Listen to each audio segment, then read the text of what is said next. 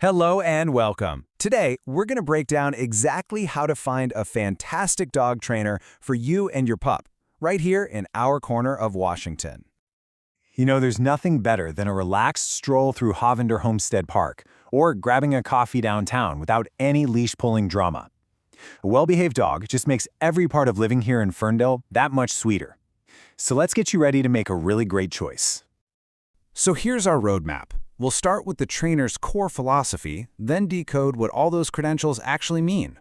We'll look at different training formats and what they cost around here. Then, we'll cover the must-ask questions and finish up with some handy local info for Ferndale.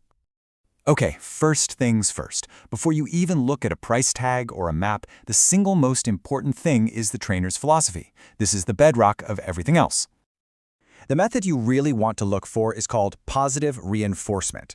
It's pretty simple, really. It's all about rewarding the behaviors you want to see, with a treat, with praise, with a toy. This makes learning a fun game for your dog, and it makes your bond with them so much stronger. And this is the complete opposite of those old-school punishment-based methods. You'll want to steer clear of anyone who talks about using fear, pain, or intimidation. Honestly, humane, modern training isn't just about being nice. It's scientifically proven to be safer and way more effective in the long run. So once you know a trainer uses positive methods, what's the next step? Well, it's time to look at their qualifications. You'll probably see a bunch of acronyms after a trainer's name, and yeah, it can look a little like alphabet soup. But credentials like CPD-TK or KPA-CTP are a big deal. They mean that trainer has passed some tough exams on animal behavior and ethics, and they're committed to keeping their skills sharp with ongoing education. And here's why that's so important in Washington. Dog training is actually an unregulated industry here. That means literally anyone can print up some business cards and call themselves a dog trainer. So those certifications, they're your best way of knowing you're hiring a real, qualified professional.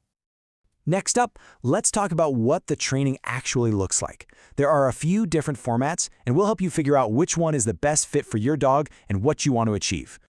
The two big ones you'll see are group classes and private lessons. Group classes are awesome for learning basic manners and for getting your dog used to working around other dogs and people. Private lessons, on the other hand, are perfect for tackling a specific problem, like, say, going crazy when the doorbell rings, or for dogs that just get too stressed out in a group. You'll also see some other options out there. Day training is where a trainer works with your dog one-on-one while you're at work. Board and train is a more intensive, live-in program. And behavior modification is for tackling tougher issues, like serious fear or anxiety. Okay, let's talk about the cost. Knowing the typical price range in our area helps you budget and know what to expect when you start looking. As you can see, there's a pretty wide range. A group class that runs for a few weeks will probably be in the $100 to $300 range. A single private lesson usually costs between $100 and $175. And then those more immersive options, like a board and train, are a much bigger investment. So, you've done your homework, you have a budget, and you're ready to start calling some trainers. What exactly should you ask them?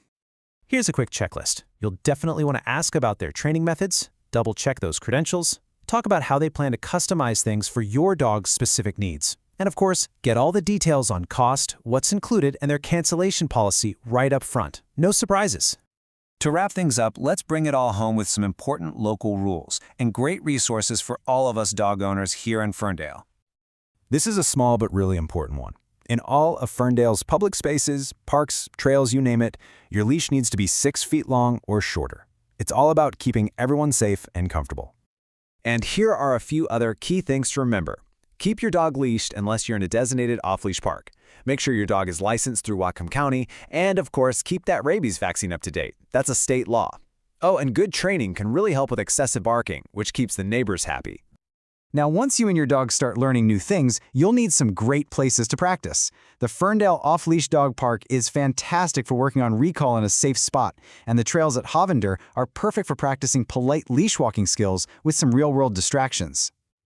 So, with all this in mind, just imagine, what could you and your dog do together with a little more confidence? Maybe it's enjoying an outdoor event without stress, or just having friends over without all the chaos. We really wish you the best on this training journey. A well-behaved dog is just such a joy to have at home. They become a welcome friend to your neighbors. And of course, the perfect partner for getting out and exploring everything that makes Ferndale such a great place to live.